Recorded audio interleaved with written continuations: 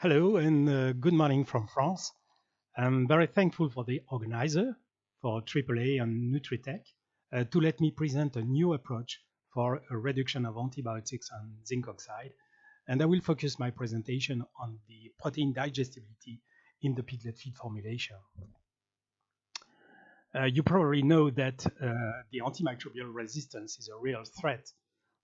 In France in 2018, more than 5,500 people died. And each year in Europe, it's 33,000 which died. And we think that in 2050, if nothing is done, deaths attributable to antimicrobial resistance every year could be the highest compared to other major causes of death, and probably more than any cancers. Antimicrobial resistance is a One Health issue affecting humans, animals, and environment. And we know that every use of antibiotics can lead to antimicrobial resistance, and resistant bacteria can travel all around the world. So facing that global threat, there's only one single solution to drastically decrease antibiotic use. That slide shows the level of sales of veterinary antimicrobial agents in the 31 European countries in 2017. And you see the average of 100 milligram of PCU refers to the population correction unit and takes into account the animal population as well as the estimated weight of each animal at the time of treatment with antibiotics. Look at the very low level of most of EU exporting countries like Denmark here, France, Germany, and Netherlands. On that slide, you can notice that the number of treatments per animal is reduced by 60% over the 10 years, especially for the pig production from 1.6 to 0.6 treatment a year, and specifically, as I say, for swine production. So now, if you practically you want to reduce the antibiotics and zinc oxide in the piglet diet, you certainly need a holistic approach in the piglet breeding management around weaning and in the feed formulation. So concerning the breeding management, we worked on the feeding management and as an example, the use of crib feed prior weaning. Then the age at weaning, where of course 28 days is easier than 21 days. The vaccination, which is more and more popular, specifically against E. coli. And of course, every housing condition in the nursery barn, like heat, ventilation, density of piglets, and so on. And concerning the feed formulation, we started to work 30 years ago on the low crude protein level in the piglet feed. Then we studied the use of organic acids, mainly efficient, as you know, in the upper part of the digestive tract. Then we worked on minerals regulation and these DEB, electrolyte balance, and ABC4, acid buffering capacity. Then we started to use enzymes, prebiotics, and probiotics, and more recently on fiber, making a difference between soluble and insoluble fibers and their fermentation, leading to a production of volatile fatty acid, inducing a very interesting natural acidification in the hindgut. And today, I will specifically focus on the highly digestible protein. So reducing the protein level in the piglet diet means that as much as the protein level is reduced, an amino acid supplementation is required. You see the different studies, you see in that study different protein level. At very low level, of course, more attention has to be paid on secondary amino acid like leucine and isoleucine and valine, for example. But to these conditions, piglet growth is preserved, except maybe in the first diet with high protein and high soybean meal levels, the feed intake can be statistically reduced. At very low level of protein, more attention is to be paid on secondary amino acid like isoleucine, valine, histidine, and you see for tryptophan, which is involved in feed intake, stress, and immune response, you see that the values, the ratio is about 20-21%. For valine, which is the fifth limiting amino acid needed for protein deposition and optimal growth here.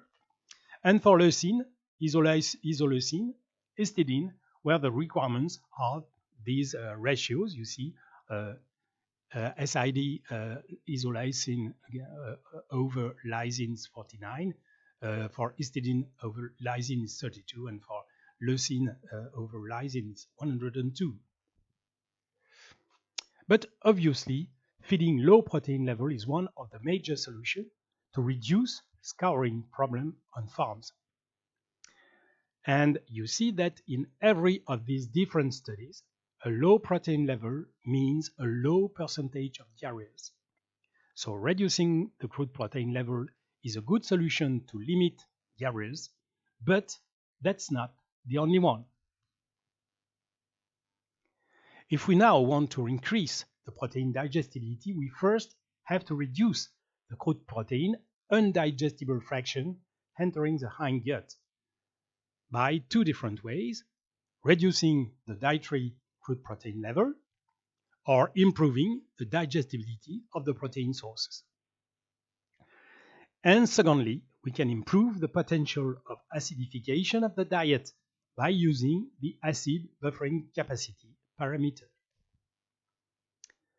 One main issue for the weaned piglet is the risk of protein indigestion, because protein indigestion not only reduces the feed efficiency, but also increases the intestinal microflora populations that thrive on proteins like E. coli or Clostridium.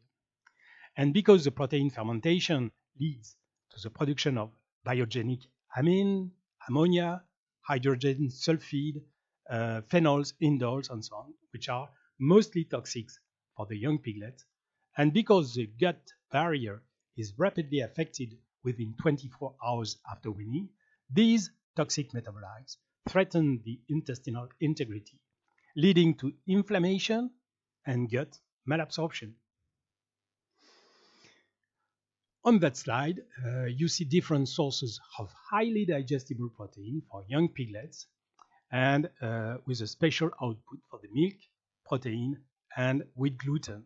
And we see you see the difference between ileal and fecal digestibility. So when using highly digestible protein, you will first limit the indigestible fraction entering the hindgut, and then you will limit the risk of proteolytic fermentation and dysbiosis by reducing the pathogens proliferation in the gut. And you see all those different pathogens. On a recent Dutch trial from SFR, Schrothorst Institute, we studied the digestibility of different sources of protein for the weaned piglets. We had 18 piglets, which were weaned at 26 days and 7 kilo body weight. The piglets were sacrificed to collect the digestive tract content, in order to measure the health status, the fecal score, the performance, and the nutrients digestibility. The diets were based on 22% soybean meal, 16% of AX3, which is a soy protein concentrate from TeipleA company, and 15% of fish meal to get a 20-21% of crude protein diet. The results showed that the crude protein digestibility of the diet, including AX3, is improved by 7% versus soybean meal and fish meal diet. You see, 82% for AX3 diet and 74, 75 for other diets. And the crude protein digestibility of AX3 itself is higher by 12 to 15% versus soybean meal on fish meal, respectively. And you see the digestibility of AX3 is around 85% compared to 72 or 71. And as a consequence, the amino acid digestibility of AX3 is higher versus soybean meal and fish meal, given a large advantage to AX3 as a source of highly digestible protein.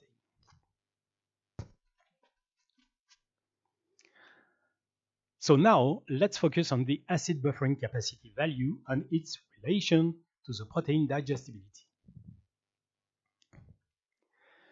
Physiologically, the gastric acid production, it means the production of acid in the stomach, depends on how old is the animal. That acidification is very poor for the suckling piglet, and the acidification comes from the milk lactose fermentation. It remains very poor for the weaned piglet because of the low lactose content in the pre-starter diet, and because the young piglet has to adapt to a solid feed intake, which with a poor ability to produce enough gastric enzyme. And finally, that gastric acidification is much higher for the growing and adult pigs because of its fully efficient enzymatic system. But other factors can limit or stimulate the gastric acidification. And for example, restricted feeding and coarse particle size will have a better impact on the gastric acidification compared to thin particles and in ad libitum feeding. And of course, a very important parameter is the acid buffering capacity of the diet. A low gastric pH is highly important for many reasons. First, a low pH in the feed and in the upper intestinal tract reduces the proliferation of the feed endogenous microflora and limit the pathogens proliferation in the stomach and the proximal part of the small intestine. You see that in an acid environment around pH 4, the pathogen development is not possible. And because a low gastric pH improves the digestibility of the diet, especially for the proteins, because pepsin production peaks at a low pH.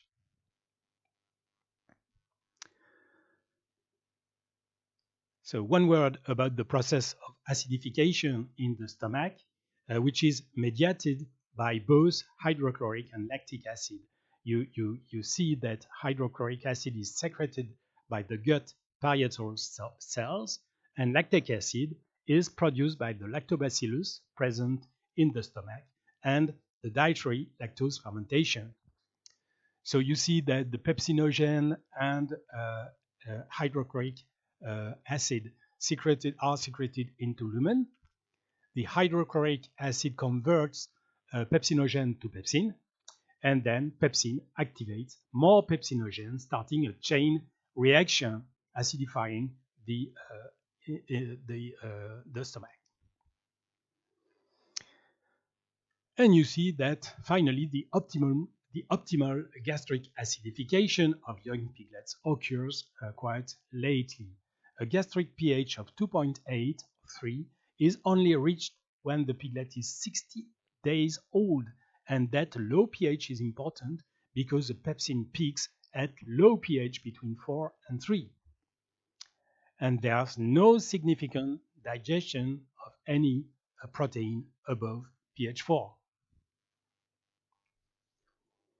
The acid buffering capacity is an easy parameter able to measure the ability of a diet to change its pH value. So what is the ABC definition and measurement? The ABC measures the feed resistance to any pH variation due to acid or base addition.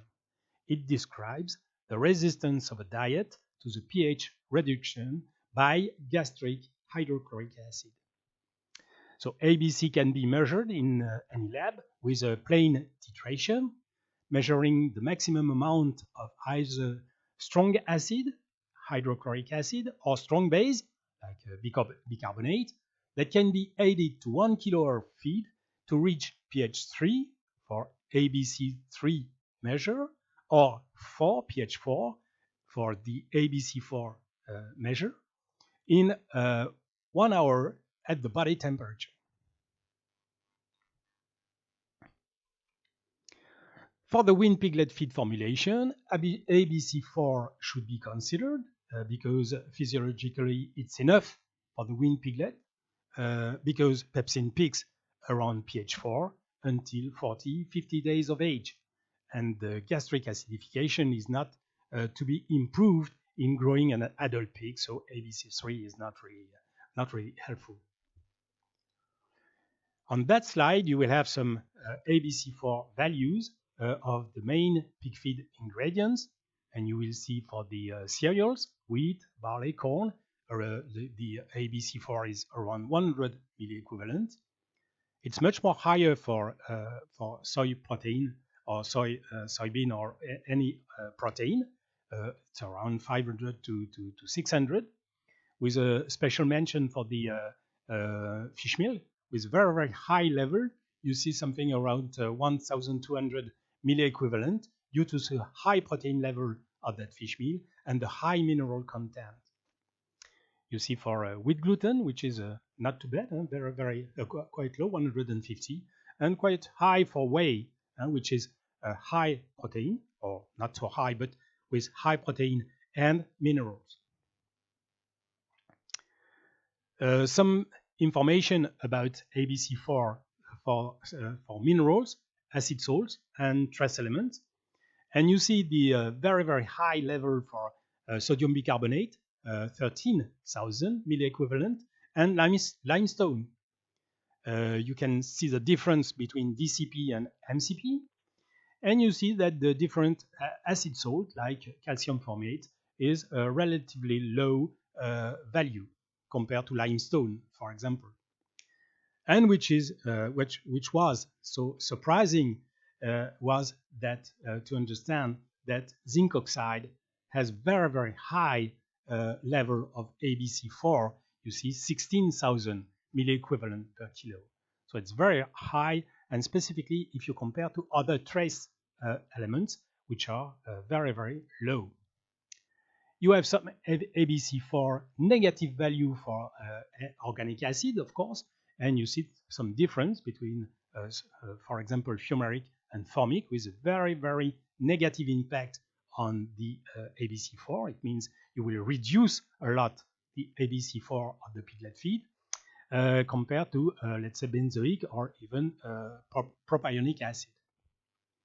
So to reduce the ABC4, the first thing is probably to reduce zinc oxide, to move from limestone and to use calcium formate, and probably to use more MCP instead of DCP.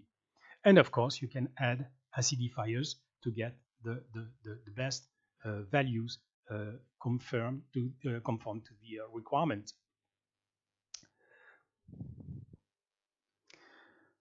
But which is important is to understand that zinc oxide at high level is antagonist with acidifiers. 1 kilo of zinc oxide can buffer approximately 2 kilo of orthophosphoric acid, or even formic acid, or 8 kilo of propionic acid. So if you add 3 kiloton of zinc oxide, of course, the neutralization is very, very high.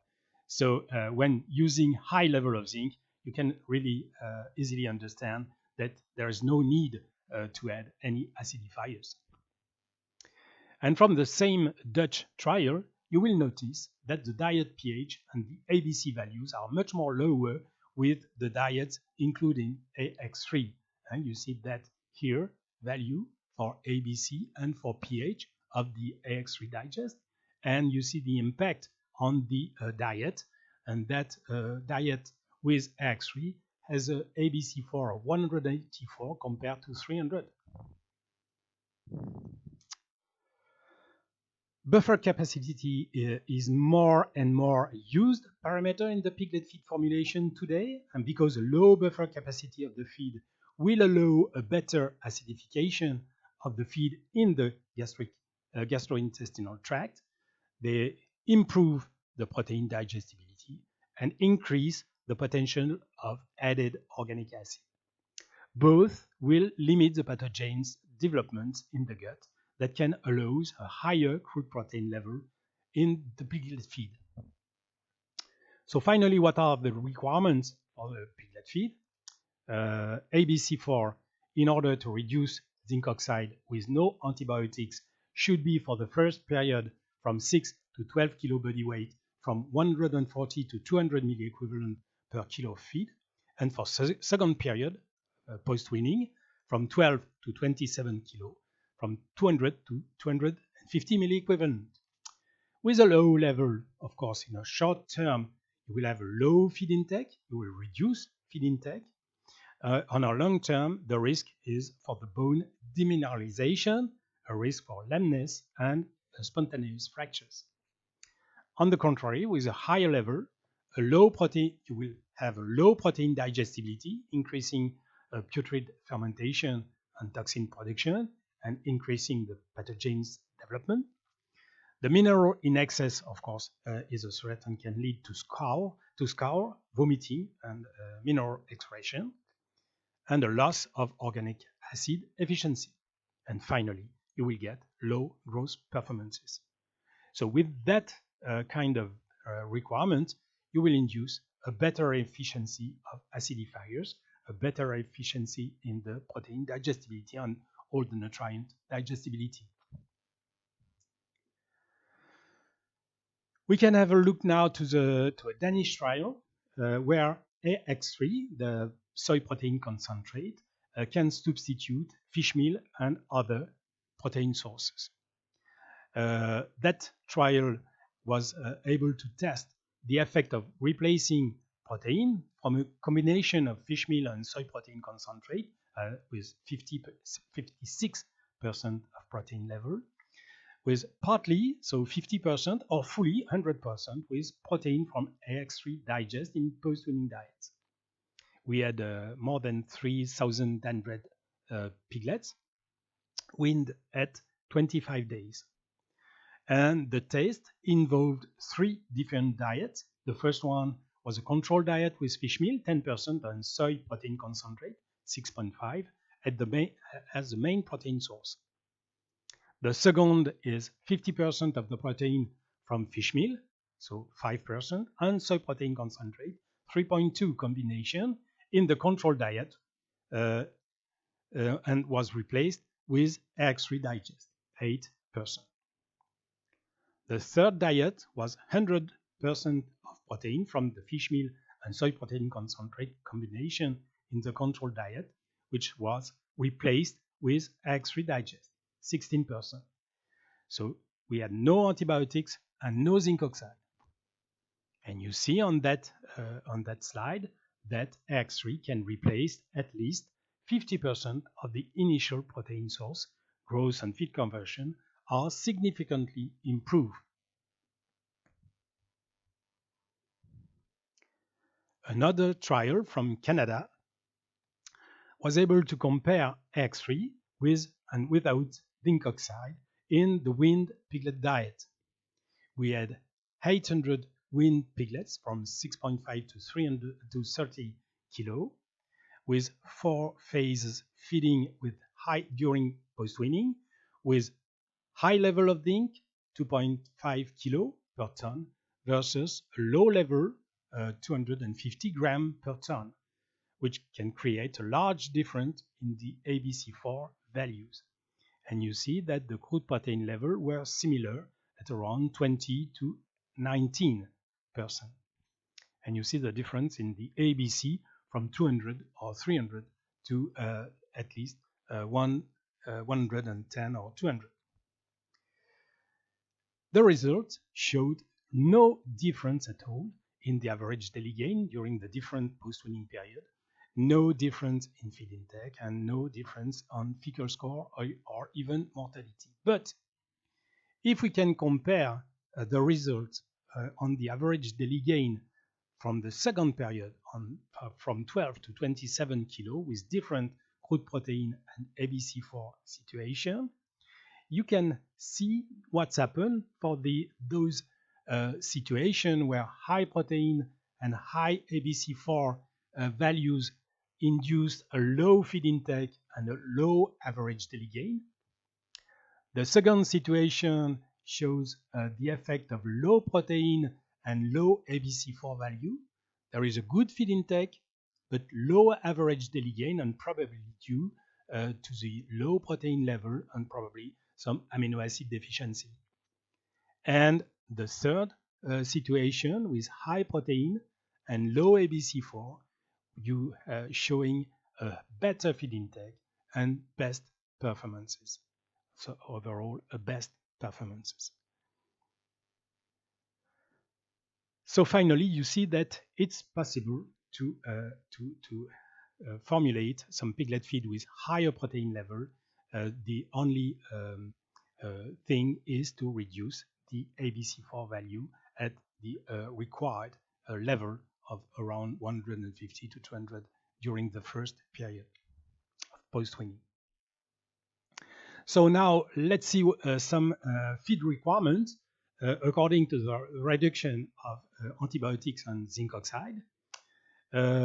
Here you will have the pre-starter 1 feed from 6 to 10 kilo body weight, and specifically for an early weaning, let's say around 21 days, and we will choose highly digestible ingredients, and we will try to increase feed intake with a high palatability and a good choice of components.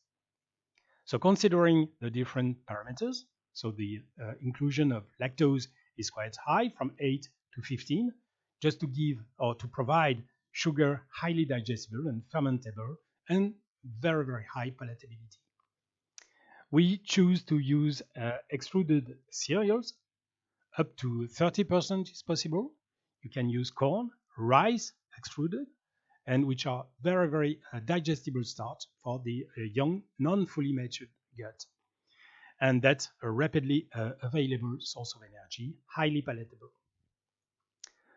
On the protein level, we use a highly digestible protein, let's say around 20% crude protein, with milk protein concentrate, AX3 from 10 to 15%, and potato protein because of their very well-balanced amino acid supply. And we can improve the protein digestibility in that case. For the dietary fiber, we pay attention to provide some ADF, let's say a quite low level. It's mainly insoluble fibers in very, very small quantity, just in order to increase the development of the young piglet gut. For the ABC4 values, we have that 150 to 200 milliequivalent, which is absolutely online with the requirements. We use acidifiers, calcium formate instead of limestone, and we have, of course, low zinc oxide. And we use feed additives, let's say prebiotics, probiotics, yeast or yeast extract. For the pre-starter 2 formula, from 10 to 15 kg body weight, we choose a highly digestible ingredients, and we choose to increase feed intake with very high palatability and very good choice of component. On the lactose level, you can reduce a little bit from 5 to 8% lactose, just to get some more fermentable and palatable fraction. We use extruded cereals in the same way as in the pre-starter 1. We use digestible protein from 18.5 to 20% crude protein from whey powder, AX3 from 8 to 10%, and also potato protein. We try to improve as much as possible the protein digestibility.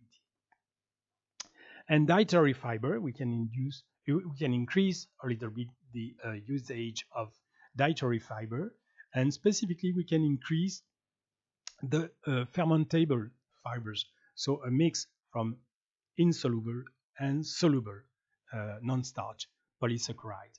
In that case, in small quantity, you will induce a natural, first, natural acidification of the hindgut.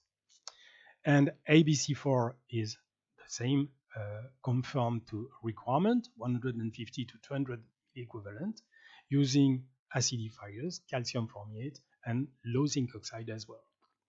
And feed additive, of course, prebiotics, probiotics, yeast, and yeast extract. For the third feed for that post-weaning period, for the starter feed from 15 to 27 kilo, we will target a high growth, and we try to limit the risk of diarrheas with low protein diet, amino acid ratio, the most efficient amino acid ratio, and dietary fiber. So for cereals, not only extruded, but you can use some extruded, but up to 50% of corn or rice. And it's important to mix the different starch origin to improve the digestibility of starch. We use more digestible protein, even if we have a low protein level, let's say from 17.5 to 18% maximum.